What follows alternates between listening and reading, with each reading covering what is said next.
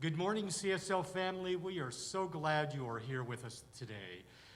Lee is not able to be with us, but we have a wonderful instrumental service, and we want you to sing with us on this very first song. You know it really well. Spirit is in this place.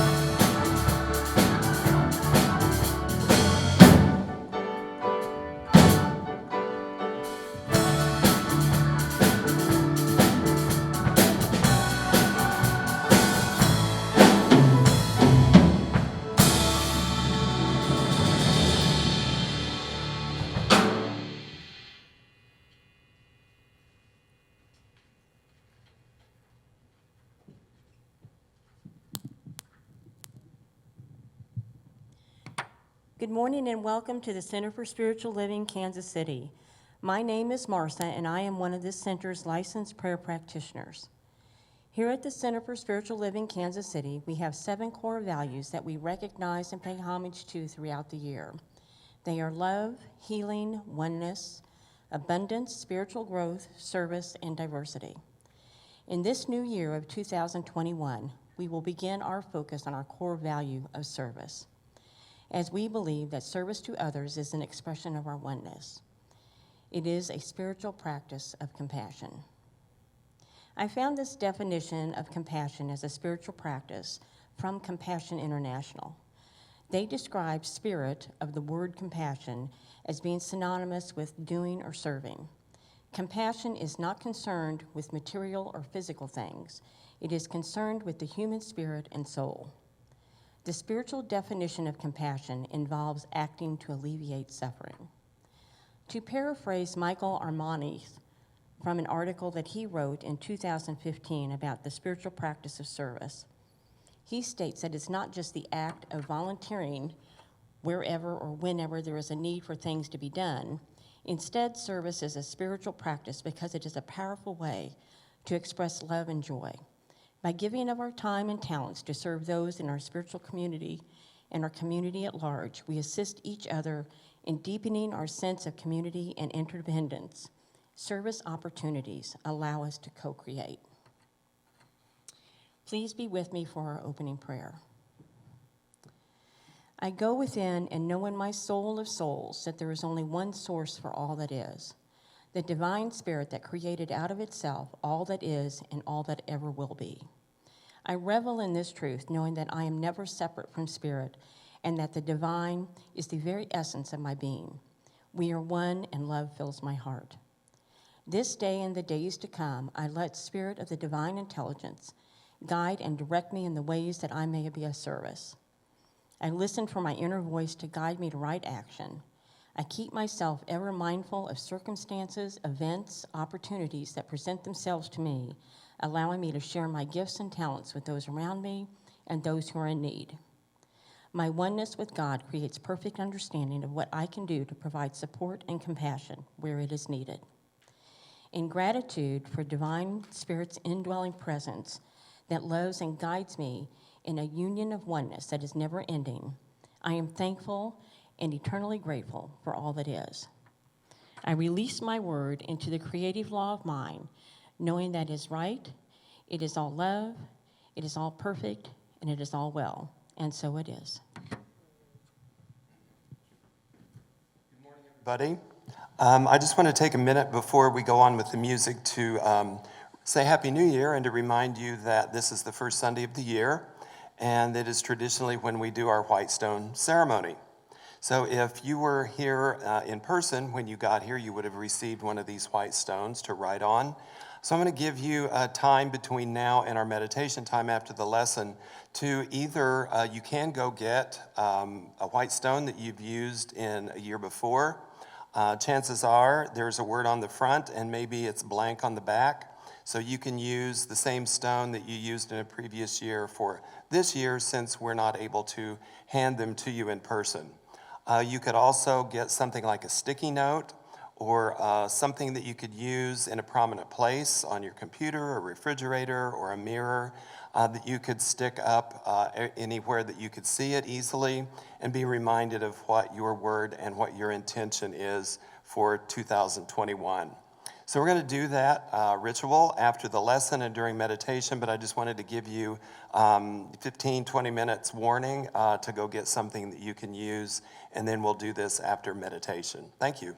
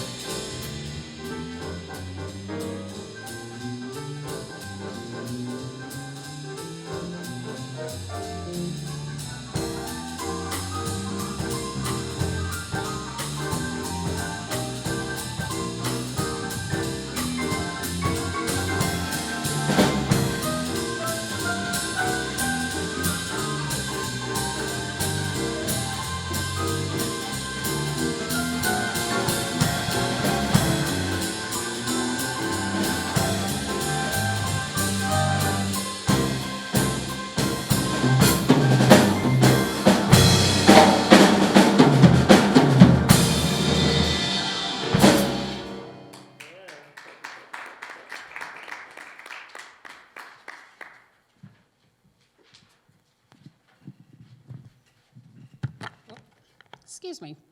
Good morning, CSL. My name is Debbie Gaunt, and it's my responsibility this morning to welcome you to today's service. I want to take just a moment and tell everyone thank you, thank you, thank you. Once again, we were able to get the gifts together, get them to the families, to the children that needed them over the holiday season. So thank you to everyone who stepped up, who helped this year. It was new, it was interesting, and it was different, but the end result was the same. I had the pleasure of calling a few people and letting them know that their names had been nominated. They were truly surprised and shocked.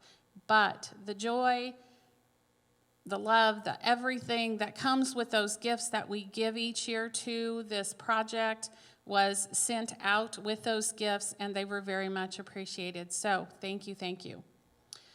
I just want to say, as I stand here, I still visualize each and every one of you here with us every morning that we are doing this, and I want to say thank you for your presence. Thank you for the energy that you bring, the musicians. Wow, how can you not get a good day started when you listen to something like that? So thank you, CSL people, musicians. Thank you for everyone who is here with us today from wherever you are, and welcome to today's service. Let's start this service by saying who we are. Please say with me. We are a diverse and inclusive spiritual community expressing God as love. Good morning and Happy New Year, everyone. It is so good to know that you are all out there somewhere. I agree with Debbie. I visualize and imagine you all here. We're going to be talking a lot today about using our imagination.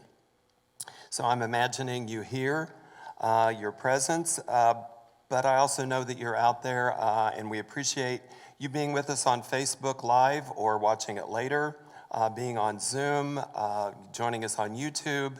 And there are also many people who later, after the Sunday service, after we put it up on our podcast on the website, people go there and check us out and listen to the lessons. So there's a lot of ways to connect and be with us, so we appreciate each and every one of you who are doing that. So a little bit later, after the lesson, as I said before, we're going to do our white stone ritual. And experience that together in a little bit modified way, but I think we can still have that experience together of setting intention for the coming year. So if you have read the book, 7 Habits of Highly Effective People by Stephen Covey, you probably remember that the second habit that he suggests is to begin with the end in mind.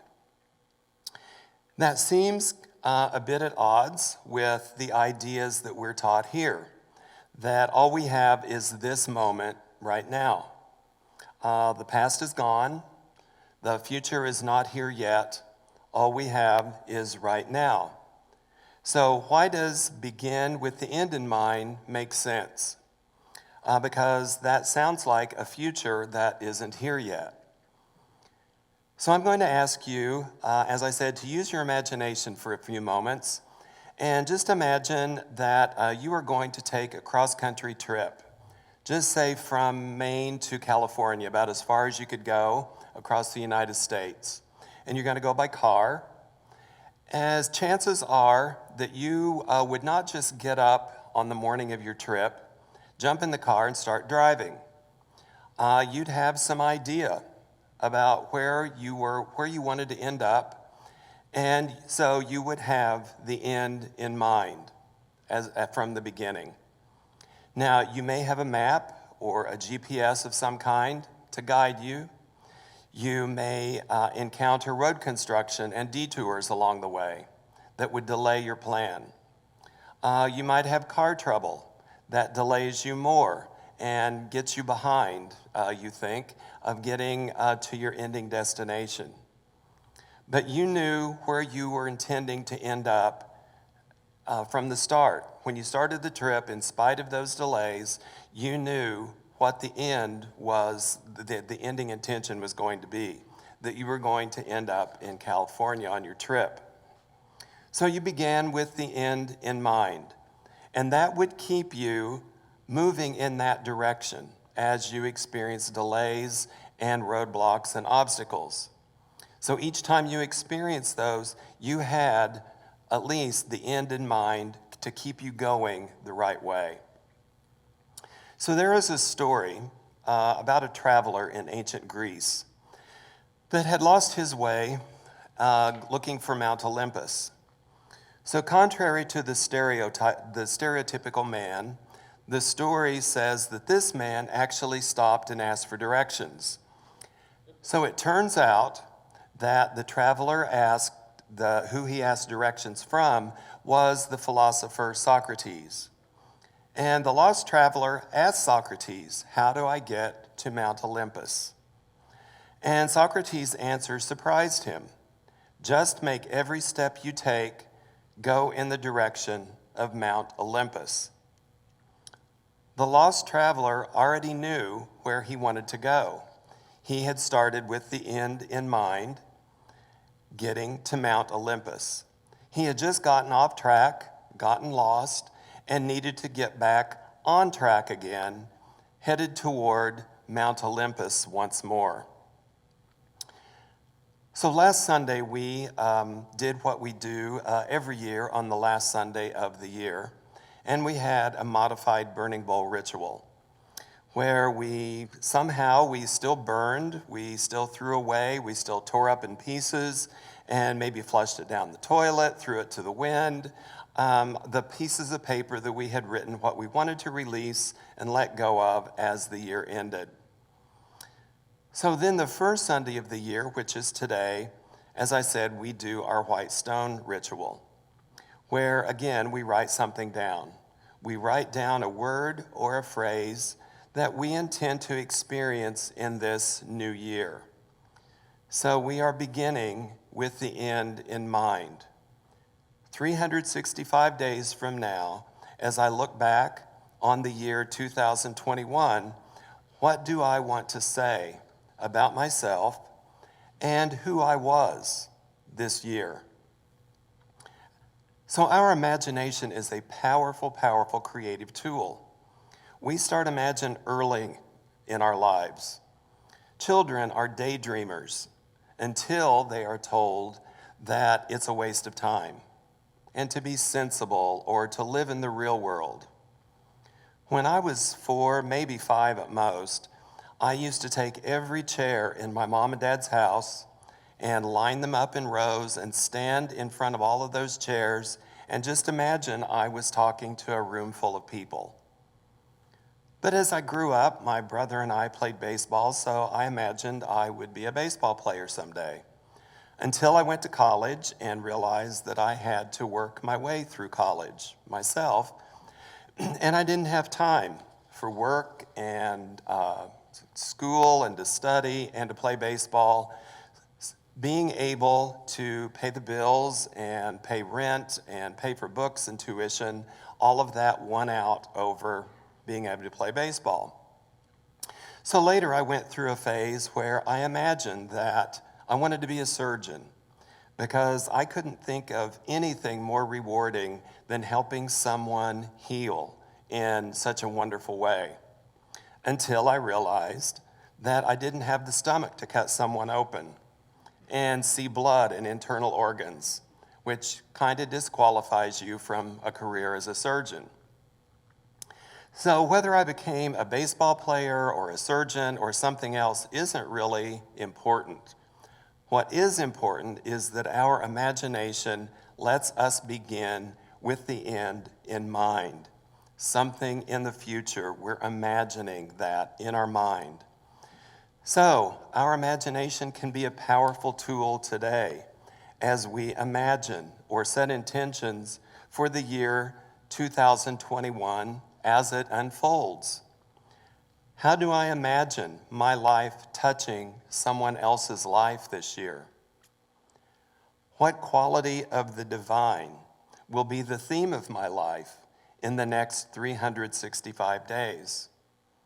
How will Spirit show up as me this year in 2021? Wayne Dyer said in one of his books that people had asked him, "What should I do with my life?" And he said his suggestion was that there was only one thing you can do. Since you came into this life with nothing and you'll leave with nothing, you might as well just give it away along the way. And he went on to say, you will feel most on purpose when you're giving your life away by serving others.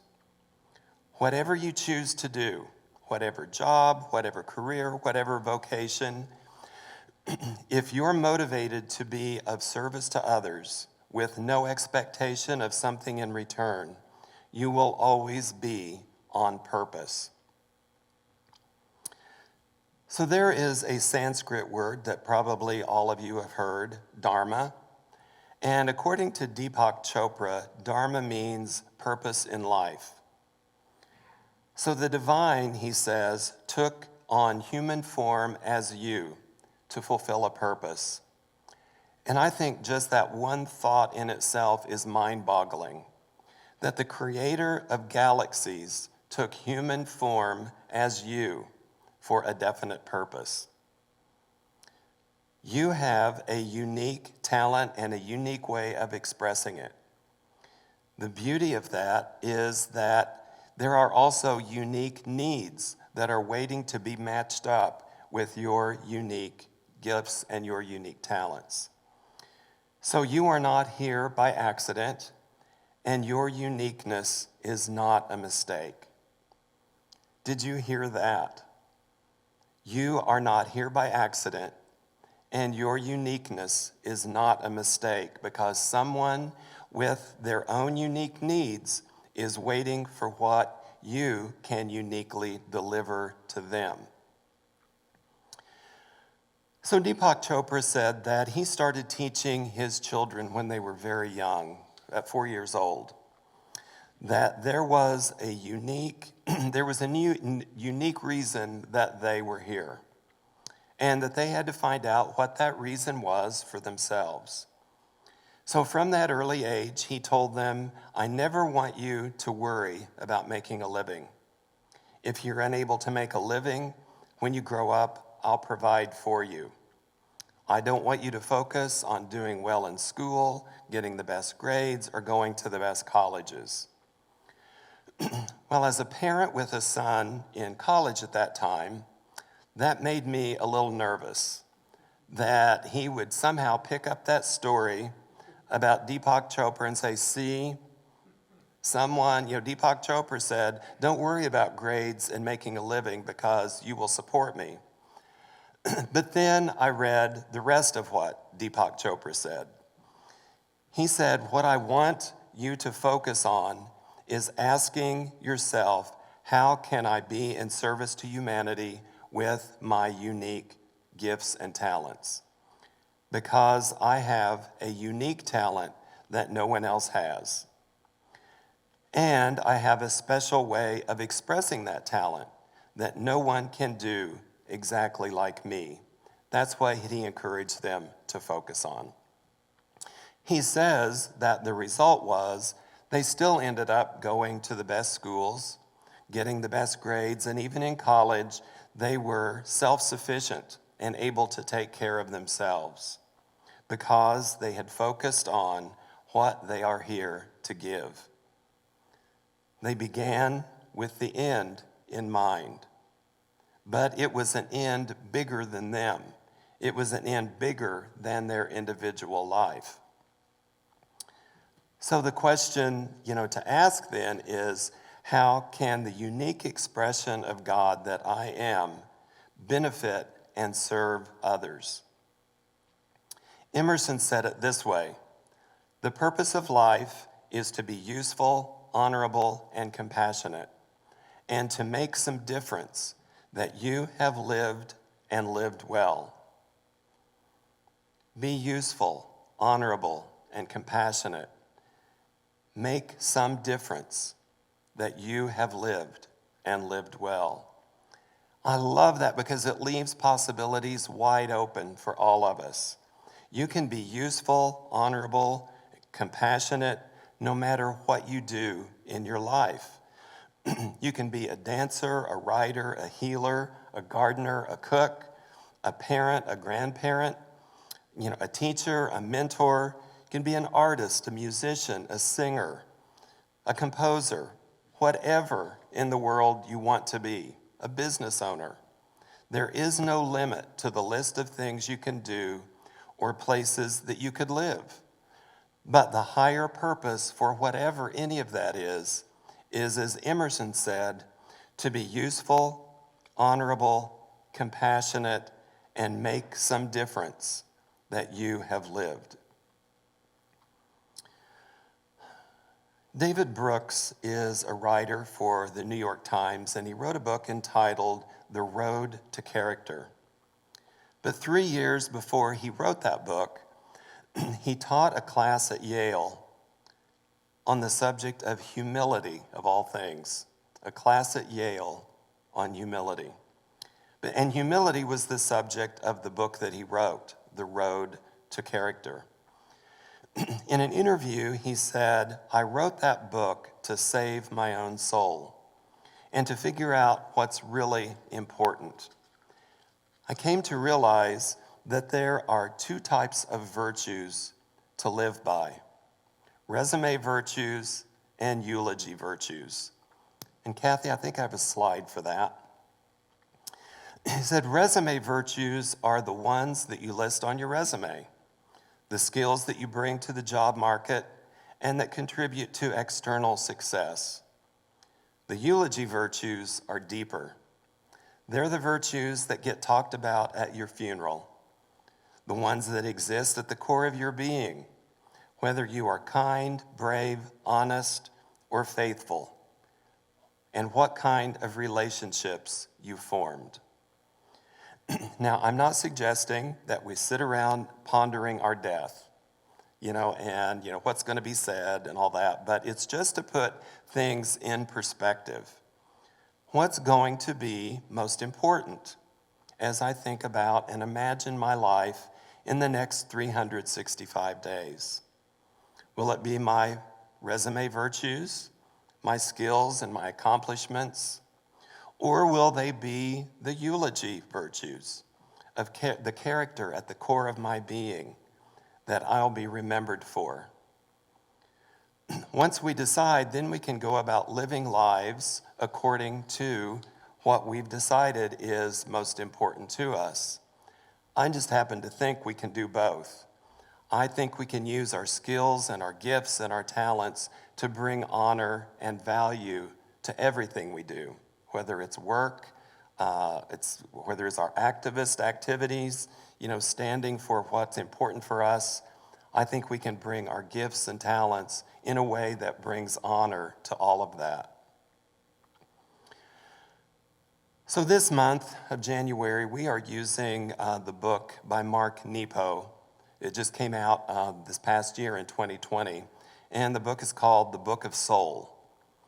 And in that, he says, our purpose here is to understand that there are places where our souls collide with one another. That my humanity is linked with yours, and yours is linked with mine. And they collide in the places that matter, where the core of your being touches the core of my being, and mine touches yours. So this is what Mark Nepo says about how our souls collide. We are linked in our humanity the way the earth holds a tree, so that the tree can hold a nest, so that the nest can hold a bird, so that the bird can drop a seed that will in time give birth to the next tree. All of our attempts seed each other. So as we begin a new year, I'm going to suggest that we begin with the end in mind. Imagine and dream and envision and picture how in the next 365 days, how your soul's expression will merge and interact and collide with countless other souls and make an imprint on the quality of life on the planet. This is why what Kate said last week about taking off our masks is so important, because it all begins within. It all begins in us.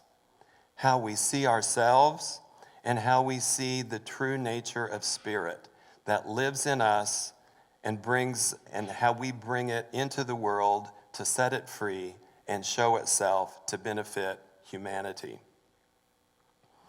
So let's have our spiritual practice and do our white stone ritual. So this would be the time if you have a stone from the previous year that you'd like to use. If you don't, that's okay. You can maybe use a sticky note that you can stick up on a mirror or the refrigerator or someplace prominent that you'll see it throughout the year. It could just be a plain piece of paper that you can tape up somewhere. The idea is to use something to write on that you can place somewhere where you will see, this is my intention for the next year. This is what I want to say I was, the person I became in 2021. So before we do that, let's spend a few moments just going inside so that we do this from a place that is centered and grounded, that's quiet and still. So let's just close our eyes and take a breath.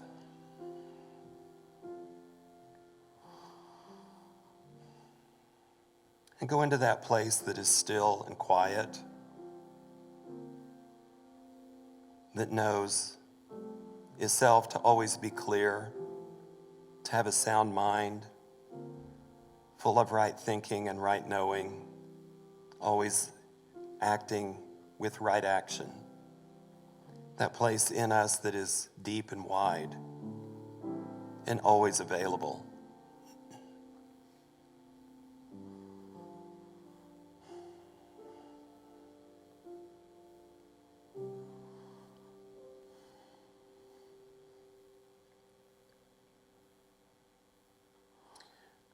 So to begin, I just want to remind us that all the religions of the world, in some way, talk about the same spiritual qualities, the same qualities of spirit: love, kindness, compassion, service, generosity, forgiveness, faith.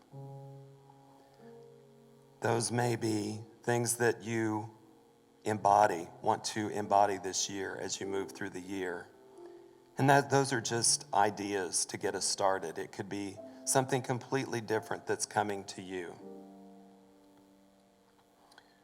So as we sit quietly, I'm just going to ask you 3 questions to think about, give you a little bit of time between each question.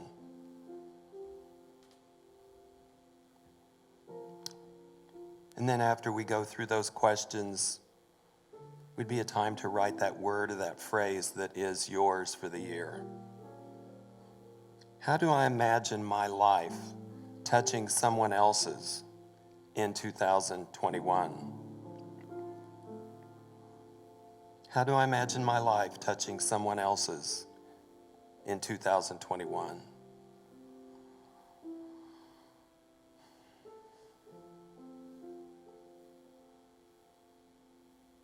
What quality of the divine will be the theme of my life the next 365 days? What quality of the divine will be the theme of my life the next 365 days?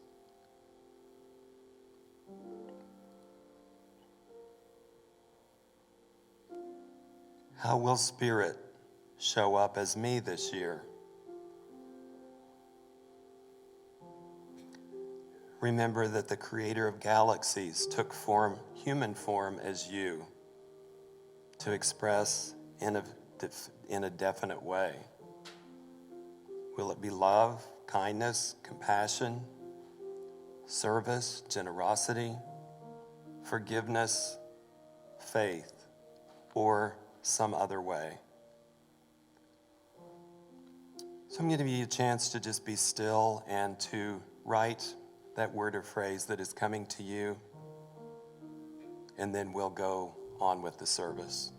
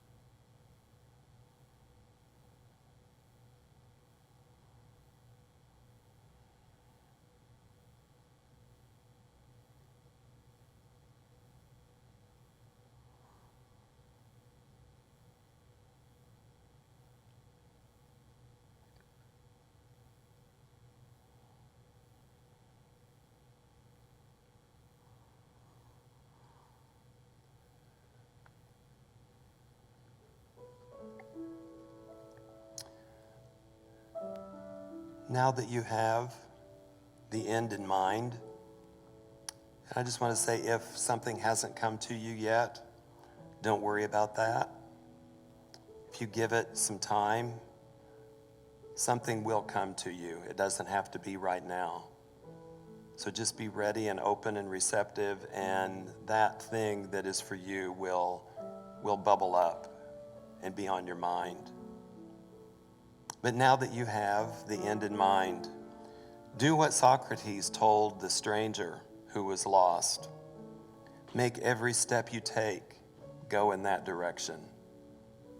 When detours and obstacles come, and they will, get back on the path again and make every step you take go in that direction again.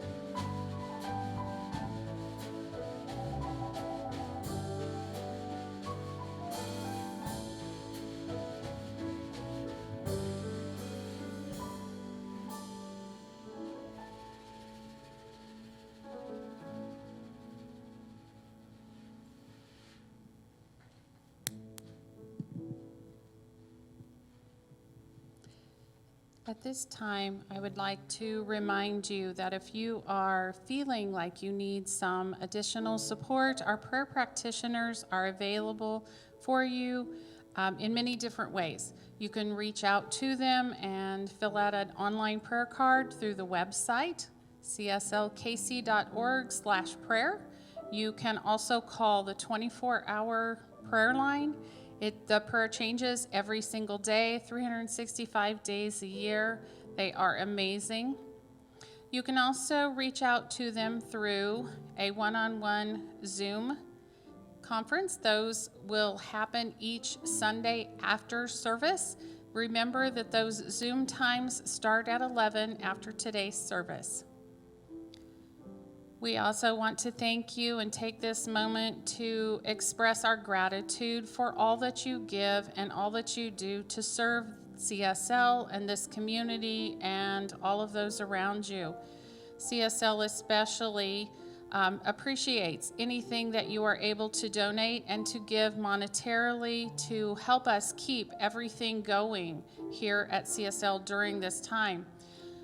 You can give in many ways. Through the website. You can also look up any one of the apps that are available. Those are quick and easy to use. You can also,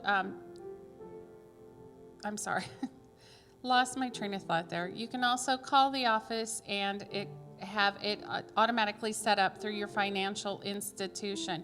However, and whatever you give is used and greatly appreciated and is accepted with the love that we know you give it with. For all of this, I say to all of you, namaste.